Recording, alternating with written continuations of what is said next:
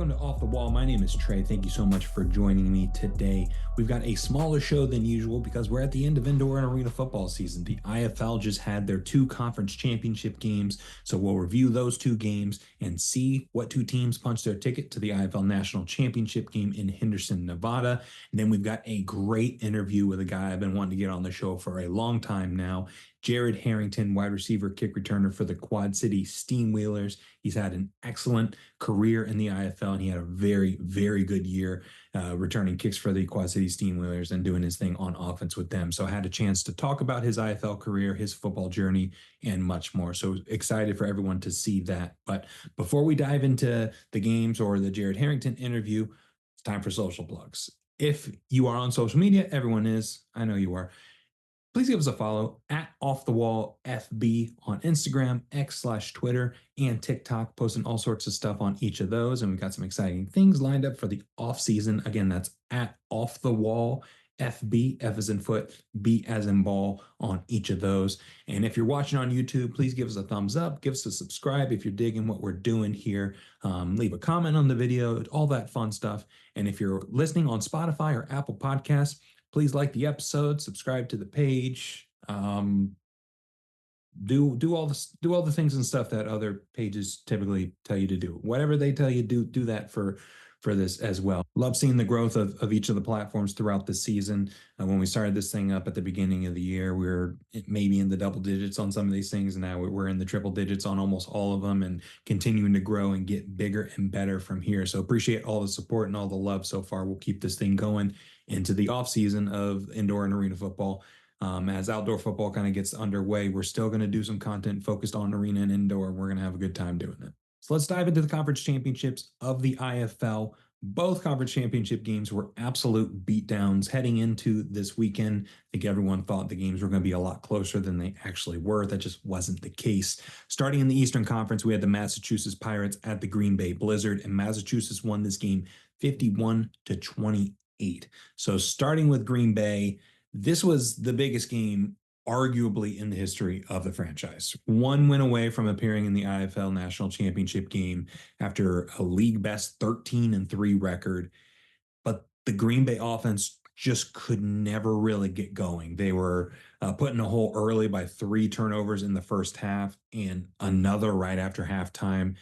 And they were down by 27 points very, very early in the game, and they just couldn't get out of it. They couldn't dig out. So the usual recipe for the Blizzard has been run the ball with both the quarterback and the running back, develop some play action off of that success, and end drives with points, whether that be through their excellent field goal kicker or scoring touchdowns like they have done a ton of all year. Then let the defense make some stops and get some turnovers. That's been the recipe for success for Green Bay this season, and this game could not have been farther from that. The Green Bay offense couldn't get much going in the first half, really put them behind the ball. And again, that 27-point hole in the second quarter was just too much for this Green Bay offense to overcome. Quarterback Max Mailer, he ended the day going 14 for 28 for 152 yards and 2 touchdowns and 2 interceptions, with another 11 carries for 35 yards and a touchdown on the ground. So touchdown-wise, he did what he usually does, but efficiency-wise, it just wasn't there, and he was just having a hard time getting anything going.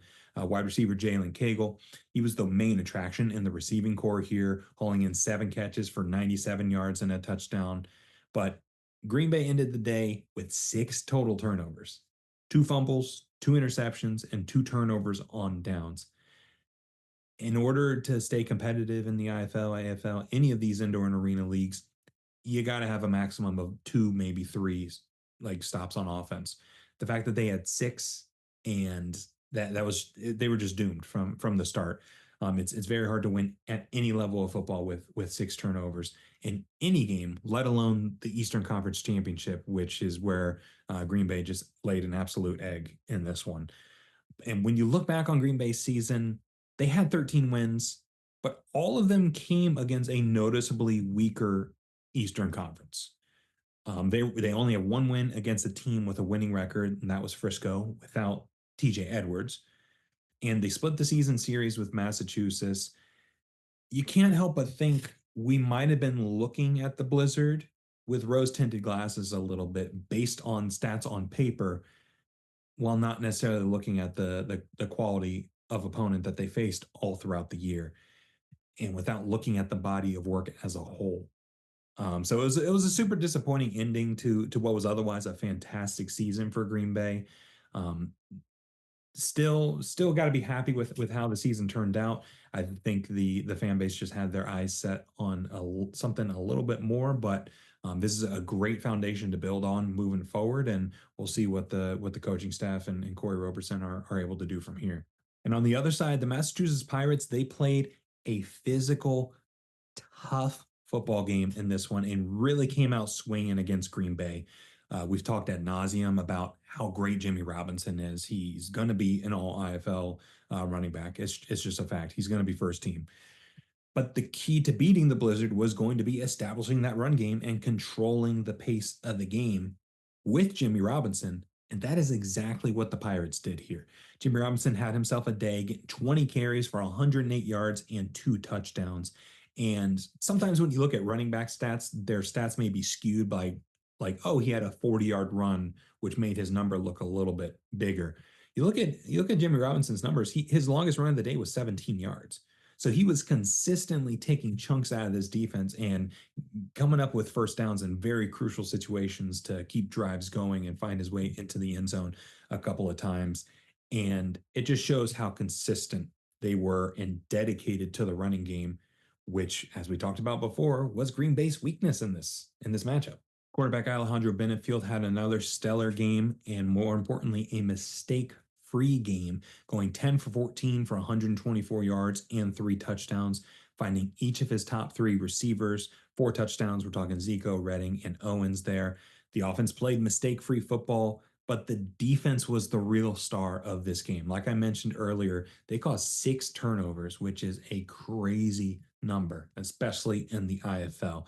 DB Paris Ford, he forced 2 fumbles and he had 4 total tackles on the day. And the secondary just really had their way with this offense. And they were playing a physical brand of football that we typically see Green Bay play against teams throughout the season. Massachusetts was able to flip the script on Green Bay and play that way against them. Matt Elam and CJ Holmes, they each snagged an interception as well. They played fast and physical football, and it cannot be understated how much they dominated this game on the defensive side of the ball. It seemed like anything Green Bay tried in the first half, Massachusetts had an answer for. Green Bay just got punched in the mouth by this Massachusetts defense, and there was not much they could do at all to get back into this one. So it was a very lopsided game from the very beginning. At one point, the score in the second quarter was 34-7, which was just absolutely deflating for the home crowd, Green Bay fans. That typically Green Bay has had a great home field advantage, but when you're down 20 plus in the first half, that home field advantage goes away very, very quickly when the crowd gets taken out of it. So the Pirates they're playing their absolute best football that they've played all year on both sides of the ball. Offense is playing mistake free. Defense is playing unbelievable and being very opportunistic, getting turnovers, and they're on their way to Henderson, Nevada for the national championship game. And over in the Western Conference Championship, we had the San Diego Strike Force take on the Arizona Rattlers, and the Arizona Rattlers demolished San Diego in this one, winning 58-23. And starting with San Diego, for a team that looked so crisp last week, and the way they were able to defeat the Bay Area Panthers, who were the number 1 seed in the West, they came out looking very, very rough in this one. They looked out of sync in the passing game and really couldn't get much going early on in the running game either. But as someone who's watched a ton of San Diego Strike Force games this year, we've kind of seen something similar play out, where in the first half they were a little disjointed, a little chaotic, but still within reach of the game. And then in the second half, just coming out guns a-blazing and making a game out of it. And I honestly thought we were going to see something similar to that. On Twitter, I posted, I'm like, all right, I've seen this San Diego game before. Here we go, buckle up.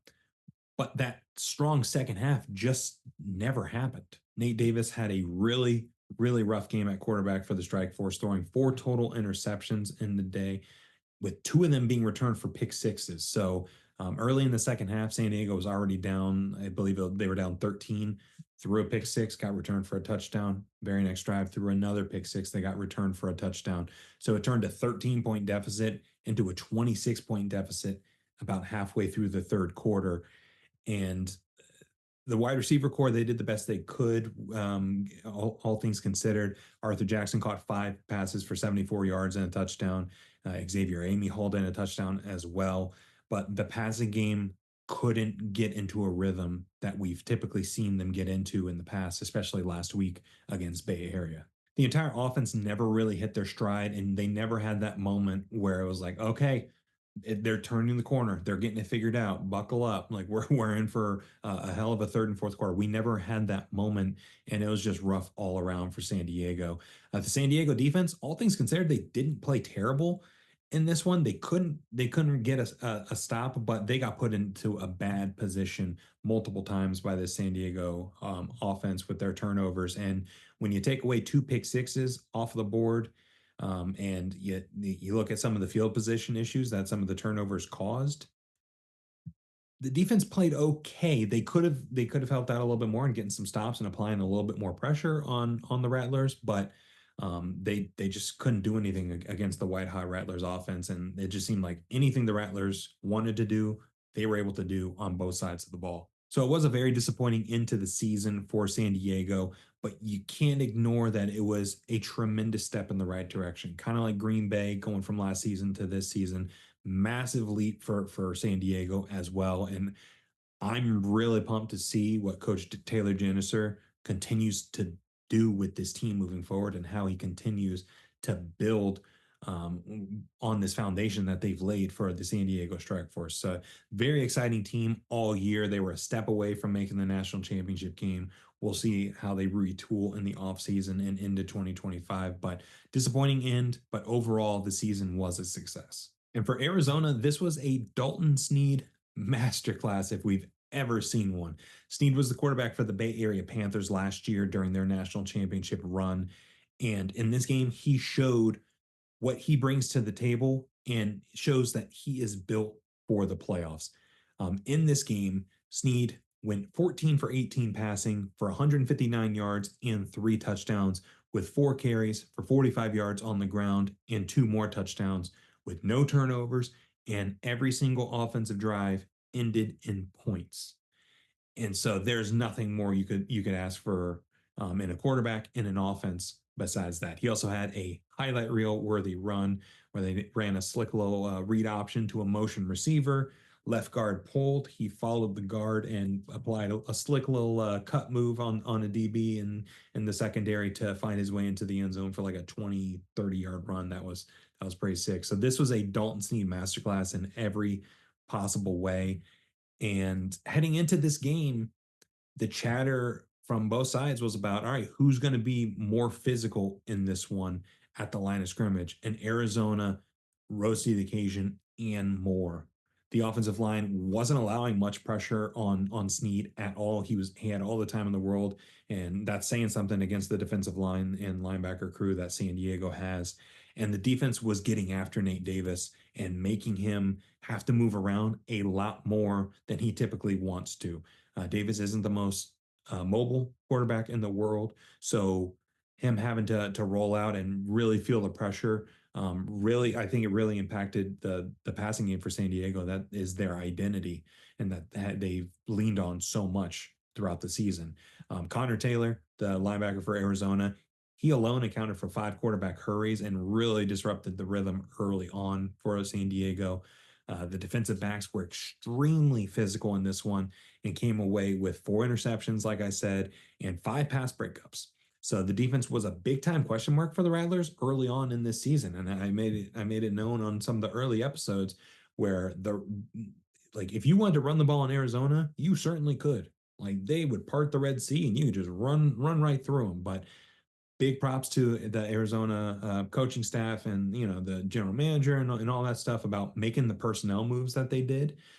Hey, we started 1-3. That's not Rattlers football. They made some adjustments, got rid of this person, brought in this person, got healthy at the right time as well, and they have just gone on a tear. Again, starting 1-3 on the year, They weren't looking their best early on. Dalton Sneed got hurt in that first game, so that certainly contributed to it. But since that 1-3 start, they've gone on a 12-2 run, including these two playoff wins to get to the national championship. So there's not a single team in the IFL that it has been as hot as the Rattlers have been over the stretch of this last half of the season. And the defense is a major reason why they're causing turnovers, they're causing pressure on the quarterback. And when you have a quarterback like Dalton Sneed running the offense, someone who has proven he's been there before, he's won the national championship, he knows what it takes. The Rattlers are looking very, very good heading into the national championship game. And we get a rematch of the 2021 national championship game, a game that the Pirates won 37-34 in overtime in Arizona. So we get a rematch, but it's going to be at the neutral site this time. So it's exciting to see both of these very physical, tough teams that play somewhat similar brands of football, especially on defense. But you look at Arizona with what Dalton Sneed and Shannon Brooks bring to the table as a 1-2 punch, and then Jimmy Robinson in the rushing game on the Massachusetts side. This is going to be a very, very good game, a very tough game, and I'm super excited to see how everything unfolds with it. So the game is 2 weeks away, so I'm not going to do a full dive into a national championship preview just yet. We'll save that for next week. But I am very excited for this matchup, like I said, and I've been very wrong with my picks all throughout the playoffs. So if you go back, my picks have absolutely stunk. I thought it was going to be Frisco Bay Area. Then I thought it was going to be San Diego, Green Bay, which in hindsight, I'm like, why did you do that? So you have to tune in next week to see what team I pick and ultimately curse in the national championship game. But yeah, super excited to dive into that next week. Up next, we've got an absolute legend of the IFL joining the show. It is wide receiver and kick returner for the Quad City Steamwheelers. It is Jarrod Harrington. I'm super excited that he took some time out of his day to join us and talk about his football journey, his introduction to the IFL, some things he wishes he knew when he first joined the IFL and his career through indoor football, as well as talking about Quad City as a culture, as a fan base, and as a team. So he provided some great insights, and I was happy that we were able to get him on. So let's not waste any more time. Let's dive right into it. Here's Jarrod. All right, joining us on the show today, he's been an all-IFL wide receiver multiple times. He is a wide receiver and kick return ace for the Quad City Steamwheelers. He's the off-the-wall 2024 Special Teams Player of the Year. We'll have to see if the IFL comes through with the same recognition. He is Mr. Jarrod Harrington. Jarrod, thank you so much for joining the show. How are things? Yes, sir, man. Appreciate you having me on, and appreciate all the love and support, man. For real, love the content too, man. Keep it coming. Yeah, I appreciate it. Yeah, Yes, sir. when I started off the wall, I was like, man, this sport it's awesome. It rules. Like Yes, it sir. just needs more attention. So I'm like, how can I do that? So it's been a blast getting to connect with so many people and really showcasing some of the great things going on around the league. And so yeah, I'm glad it's starting to pick up some traction. Because at the beginning I was like, do people want to see this? And now Oh yeah, it's picking up. I'm like, people yeah, do. That's right. yeah, man. Yeah, for sure, man. I try and promote you all I can, man. So yeah, just keep it coming, man. For sure. Yeah, absolutely. Yeah, Yes, sir. I'm figuring out some things to do in the off season, so we'll keep it going. But Yes, sir. tell me about your football journey and how you got into indoor football. Yeah, man. I started out in Danville, Kentucky, man, small town in Kentucky, and ever since I first hit the field, they knew that I was him. I was always as the smallest kid, but I was always playing up with the older guys and Yeah, just really set myself apart at a young age from everybody else, and all my coaches in Little League, they knew I was gonna go, do it big, college wise and, yeah, professionally as well. And that was always my mindset, my goal, when I was a kid, man, was always, playing the pros, whether it was the NFL, CFL, or, arena football, that's what I wanted to do. And yeah. I set out, man, and I did that. I had a great career, and I mean, I start my career in elementary school, man. I had a great career, elementary school, middle school, high school. A schoolyard legend. Yeah, Yeah, yes, sir, man. High school, I don't think I lost one game. All the middle school, I only lost two games. All the elementary school, and then I get to high school, I only lost three games. I won, two state championships. I get to yeah, college. get to college, man, my freshman year, we didn't do good, but my sophomore through my senior year, we made it to the playoffs all 3 of those Yeah. years, and won conference twice. So I was a 2-time All-American, man. I think I got 13 or 14 school records. So and then after that, obviously I wanted to, play professionally.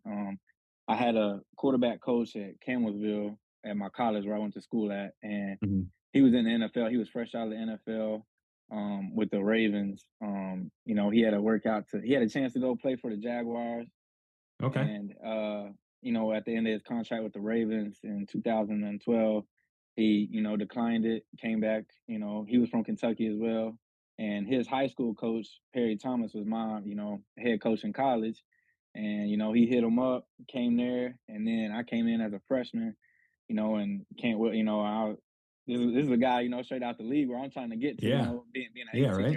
18-year-old kid, man, and I saw him, and I was like the first, like, bigger guy that I had saw, at the Right. quarterback position, so being 18, you get a little, like, wow, like this is what, guys look like. Yeah. And then, man, he told me as an 18-year-old freshman, he said, you're going to be a true freshman coming in here and starting. And he said, you got a chance to be a 4-year starter and get some NFL scouts snooping around this place. And Yeah. when he told me that, man, especially knowing the career he had at Louisville, and then going in the pros, and playing 5 years or 6 years, I can't remember one and two, but hearing Yeah. that as an 18-year-old kid, that just made me want to, that gave me all the motivation and Yeah. that I needed. And I took off in college, and I got invited. Back then they don't do it no more, but back when I was in college, they had what's called the NFL Regional Combine. So guys, that played at smaller schools, or Right. guys that didn't get that combine invite, they would get an NFL Regional Combine invite. I was fortunate enough to get one of those. It was at the Texans facility in Houston, at their indoor facility at the Nice. Bubble. Yeah, right across the street from NRG, man. I went there. I did great, man. I ran a 4.4. Didn't drop a pass. Caught all my passes. I did great. And I talked to a couple scouts after. They just told me, you're a small school guy. It's hard to make it. So Yeah. your odds are against the wall. But he said, they always told me, hey, you're a hell of an athlete. To be a small school guy. So man, I Hmm. just kept it, kept it going, kept pushing, man. And then, I did a lot of CFL workouts. I was actually went to a 3-day rookie mini camp with Winnipeg, the Blue Bombers Oh, nice. in Atlanta, Georgia, when I first came out of college in 16. And then I did great there too, man. At that mini camp, it was not really like combine stuff. It was more, 7-on-7, catching Hmm. punts, catching kick, X's and O's, really just playing football, not no combine stuff.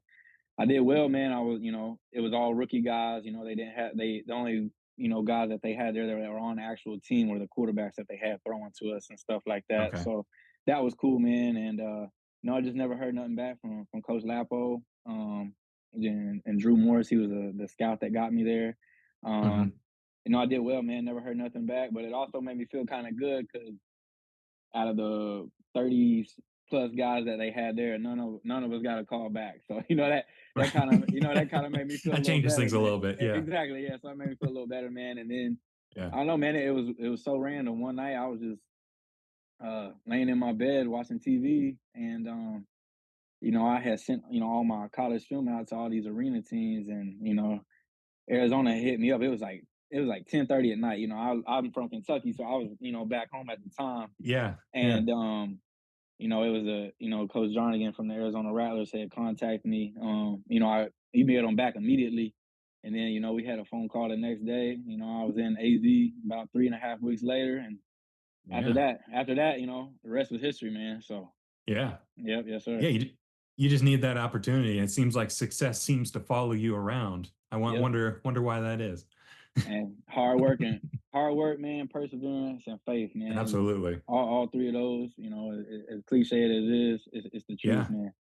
Yeah. It works. Yes, sir. Yeah. So I was reading about you, and you started off your football career playing defensive back Yes, in sir. high Yep. school, right? Yep. Yes, sir. And you made that transition to offense in college. Mhm. How did that transition and like having that defensive back mindset, how did that help you as a wide receiver?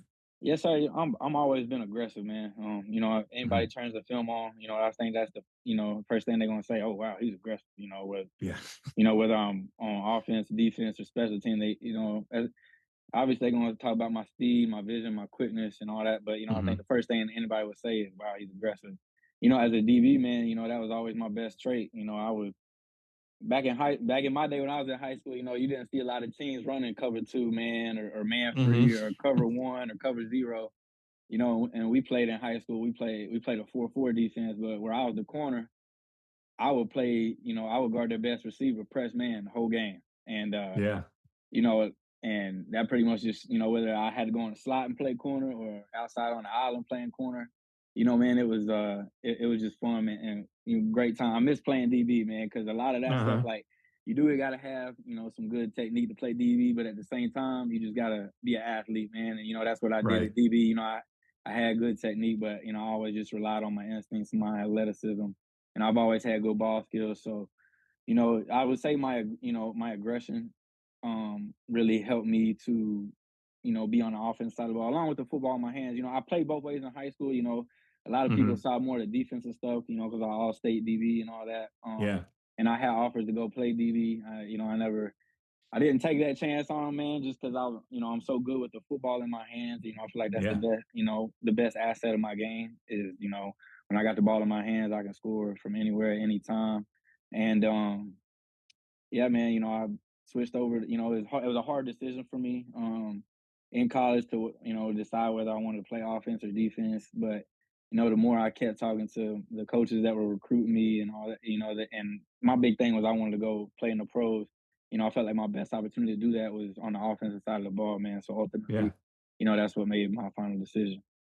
Yeah, that makes a ton of sense. Yes, And sir. I've watched some of your interviews you've done in the past, and you've touched on how much talent there is in the IFL. And Oh I yeah, could man. not agree more, especially after this week. I've been posting like some all IFL team Y- stuff on the different socials. Yes, It sir. was tough. It was Yeah, tough going man. through. I was like, man, there's That's some tough, ball players man. out there. Yeah, it is, It, man. it's it's tough. And when you look at the IFL and the indoor game in general, with the experience you have, what are some of those things that you think translate really well to the outdoor game?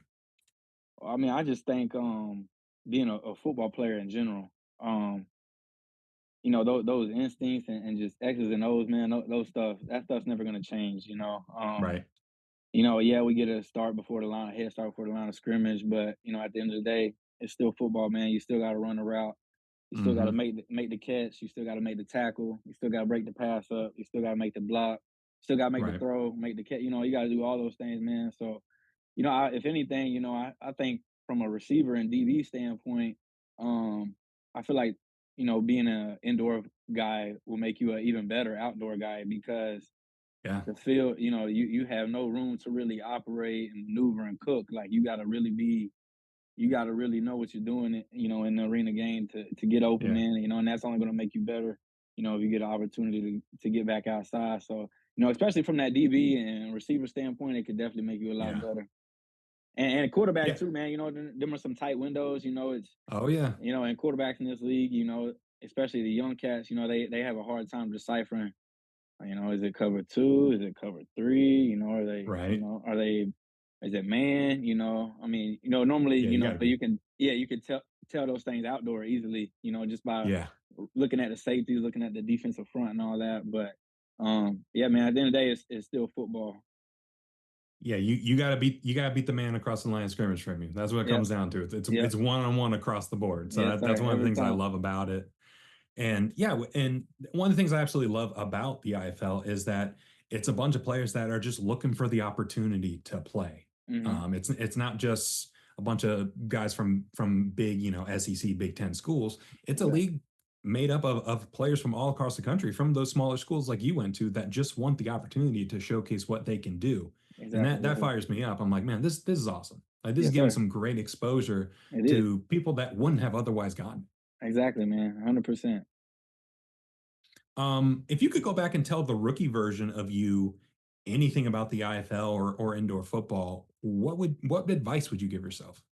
Man, advice I would give myself is just, you know, stay, stay consistent, and I feel like Mm, that's why I've been so great every year that I played is just, I've been consistent every year, man. You know, you go look at my numbers; they haven't dropped. Not one time Yeah.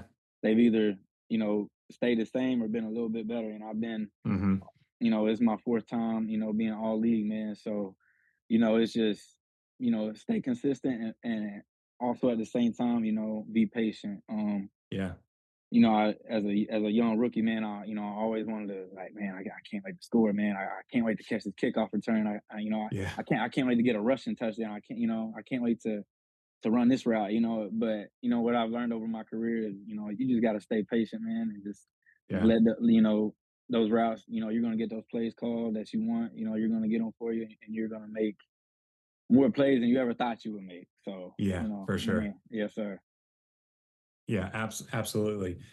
So you've had a great career in the IFL, like you said. You've been on the all IFL teams multiple times at this point. Yes, sir. When you made the move from Arizona, what were some of the factors that contributed to choosing Quad City? Was the proximity to home, like with Quad City being like that closest team to Kentucky, did that play a factor? Yes, sir. It definitely did, man. I'm a big family guy, man. My family is everything to me. All my family's Yeah. back home in Kentucky. I like that they got to fly out to Arizona, man. And experience some beautiful weather Hmm. and experience the West Coast. I also felt bad, they spend the money, all the time to come out there. It's But yeah, it's not easy. yes, sir, at all. Yeah, I got a great There's support there's system.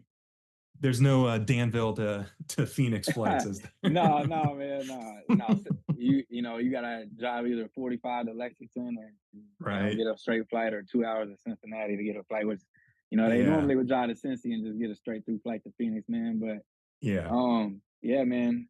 That was really a big factor for me was being closer to my family, so they could drive Yeah. and see me, and I could see them. And we also found out that my wife was pregnant at during that off season too. So we wanted to get closer to home, so her parents, and my Yeah. parents, and all of our family on both sides could see our baby girl. And that was probably the main deciding factor, man.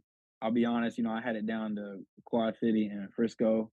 And Wow. Okay. Quad City had went to the championship that year and lost by two to Navs. And that was another big thing for me.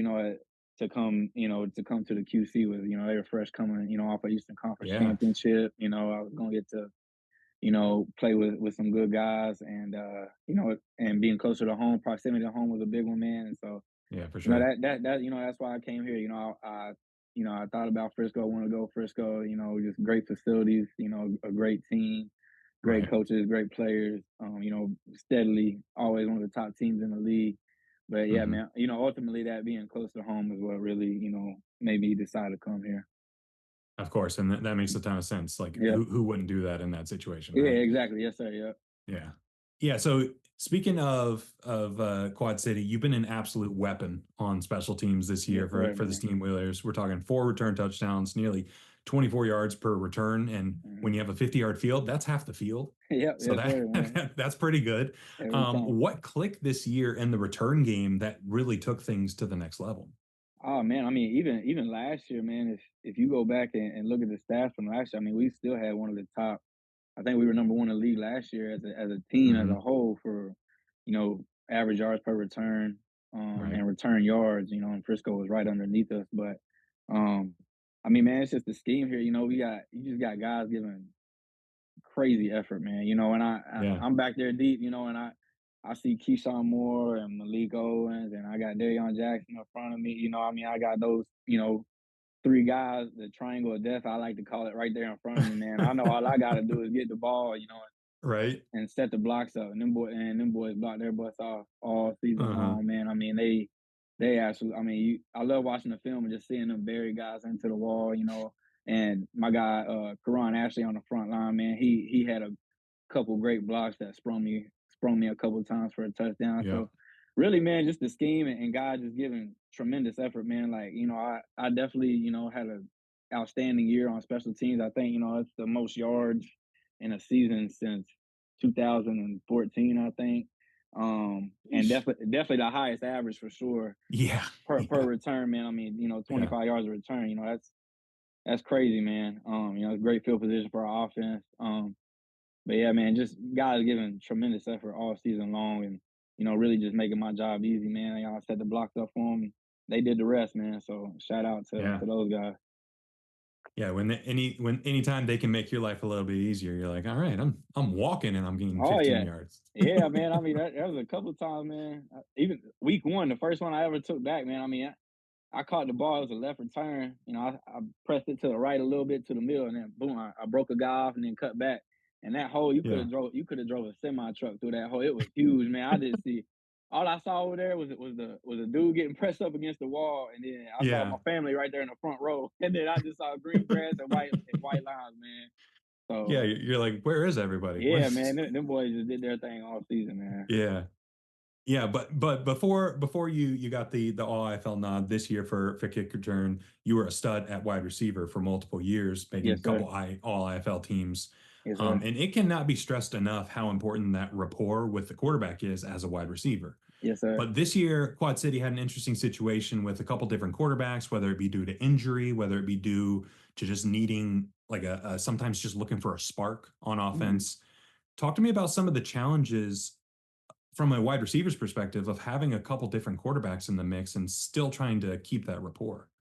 Man, I think we had good rapport, man. I just think that sometimes, guys were giving us different coverages that, we didn't game plan Yeah. for all week on film.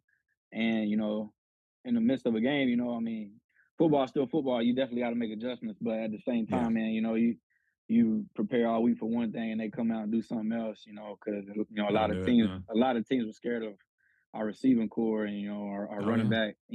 back, Edward Vander, who's also pretty much a receiver himself, man, freak Right. athlete, so it's hard to prepare for that kind of stuff, man. But, just, both of those guys did a great job all year, man, as two rookies, doing Yeah. the job that they did. They were the only two rookie quarterbacks in the playoffs.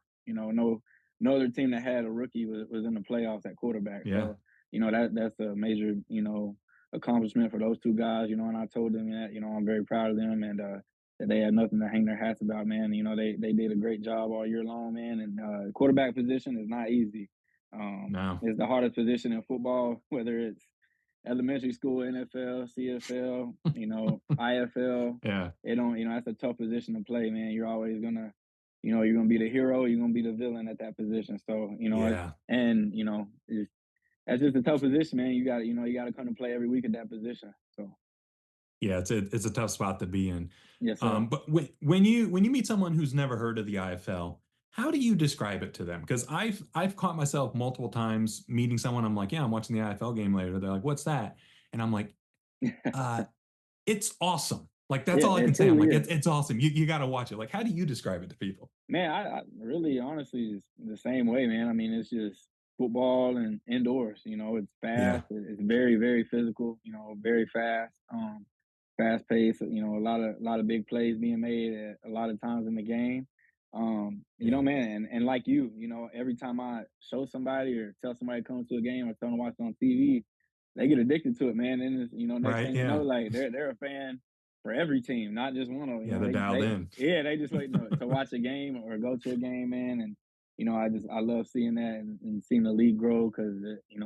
league is it's something special, man. And they just gotta keep doing what they're doing. And you know, it, I just want to see this thing on TV, every weekend. You know what I'm saying? And Yeah. in the spring, I want to see it on TV every weekend, man. Get a maybe a Monday night game every now and then, or Right. obviously Saturday and Sunday, or just even a game of the week on national television. I mean, man, Yeah. that'll be major, man. For Yeah. that'll make guys just even want to be in this league even more. So Right. yes, Yeah. sir. The slow, steady growth of the league has been very promising, not trying to do too much too quickly and just being very intentional with like, all right, we'll take it a year at a time. And now we're starting to see like, the fruits of that labor Hmm. in this year, last year. So it's been great to see the league grow.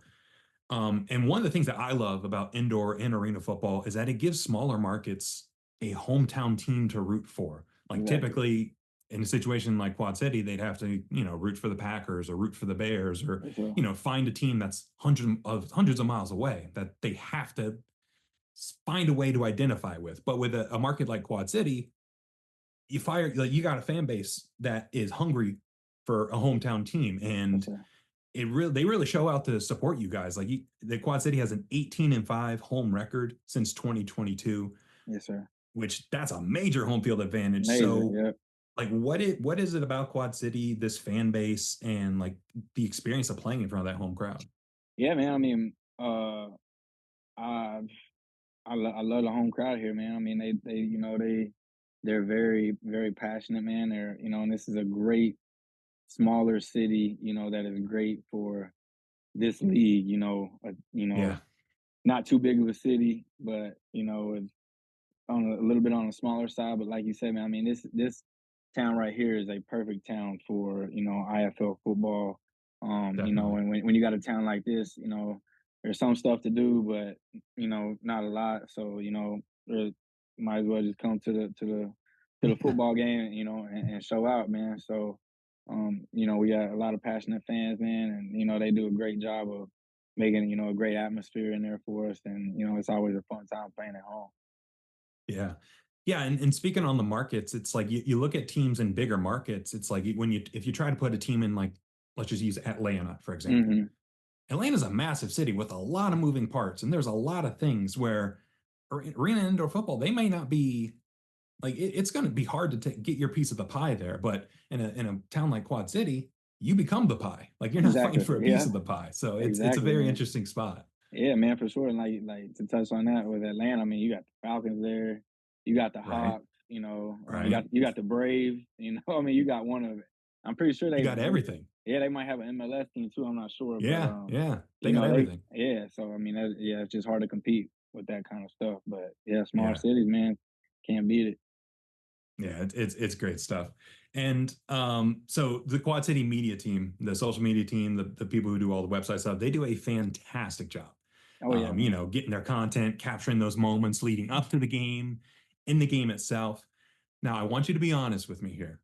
How much thought goes into the pregame fit when you know Oh those man, cameras are going to be there? Because yeah, so there's sometimes I'm like, all right, my guy's looking fresh. Is it like yeah. laying out the outfit on the bed before the first day of school? Like, what are we talking Yeah, here? man, it's just like that, man. I mean, I take a lot of pride in that, man. I have fun with it. That's memories, man, that Yeah, you're gonna have for yourself, and show your kids, one day your grandchildren, like, right. this how we do it, man. We professional over here, man. Yeah. We're gonna carry ourselves in a professional way. And, like my man Dion said, you look good, you feel good, you play good, and Oh I'm yeah. a firm believer in that, man. So Yeah, I absolutely. take a lot of pride in the pregame fest, man. Yeah. I always You discuss got with to. my wife, man. Every week, every game, we're like, hey, babe, like that's what I'm wearing this week. Yeah. She'll give me a good approval, like, yeah, that's the one, that's the one. So yeah, man, I Need the always wife cosign. exactly, yeah, man. I always have a good time with that stuff, man. And like I said, those are memories and pictures you're always gonna have. So always good Yeah. to have fun with that kind of stuff. Yeah, absolutely. Well, this has been great. I really appreciate you taking the time to join me today. What's next for Jarrod Harrington? Man, right now, like I said, man, just keep getting my body, back right. I just had a long 17-week season, a very successful, 17-week season, man. Yeah. Like I said, another first team All Pro year, and they haven't announced, special teams player of the year yet, but I'm hopefully and pretty sure that I will get it. Right. Yeah. I'll be a little shocked if not, but if not, man, congrats to the guy to get it. Yeah. Right. There's a lot of guys that are deserving of it, so Yeah. you got to give love, where it's due. I'm just gonna keep taking care of my wife and my daughter, man, and just keep being a good father, good husband, man, and stay working out, stay training, stay grinding, and hopefully I get a call from the next level, after the year I've had Yeah. and years I've had, Right. Yeah. I'm surprised I ain't got a call yet, but Right. Yeah. I ain't gonna rush God's timing, man. So if that's his plan, Yeah. that's fine. If not, that's fine too, man. So Yeah. just stay ready, and stay after it, and just keep doing me, man. Yeah. Absolutely. You don't have to Yes, get sir. ready if you stay ready, right? Amen. Amen, brother. Yes, sir. 100%. Let's go. Well, where can people follow you on social media? Yes, sir, man. I'm on Instagram at J triple underscore smooth triple underscore six. And that's really the only social I got, man. I don't got Twitter. So Okay. really just IG, man. That's where I Okay. stay at. So Yes, Cool. sir. Yeah. If you're watching this on YouTube, I'll link it in the comments below. If you're listening to this on Spotify or Apple Podcasts, I'll include it in the little blurb about the episode so people can check in with you and see how you're doing in the off season. All right. Yes, sir. Sounds good, man. Yeah. So thank you again, Jared. Really, really appreciate you taking the time, and we'll be patiently waiting some good news Yeah. later this week, and Yeah. we'll see what happens with that special teams player of the year. Yes, sir. For sure, man. Fingers crossed. Appreciate you, brother, and appreciate your time, Uh, man. All right. Take care. Yes, sir. You too. Big thanks to Jared for joining the show. Go give him a follow on Instagram. Tell him you heard him on Off the Wall. And I think he's a lock for all IFL kick returner in terms of that first team. And he should be a lock for special teams player of the year, but we'll just have to wait and see how that unfolds. But yeah, Jared's a great guy. Happy to hear that he's doing well in Quad City with his family. So yeah, super pumped that we were able to get him on and excited to see what's next for Mr. Harrington. And that's the show. Thank you so much for taking the time to listen, taking the time to watch. If you're watching on YouTube, listening on Spotify, Apple Podcasts, give us a like, subscribe, all that good stuff helps us out, and we'll continue to grow this thing out from here. Give us a follow on all of our socials as well. Off the Wall FB on Instagram, X/Twitter, and TikTok. Again, that's at Off the Wall FB. F as in foot, B as in ball. Would appreciate the support there. I know a lot of people have been following. We've been growing this thing out, and super excited to see what direction it takes as we go into the off season and prepare for what 2025 has in store. So we'll see you next week where we talk about the preview for the IFL National Championship, and we'll see who we get for an interview next time. So take care. Have a great rest of your week. We'll see you next time. Bye.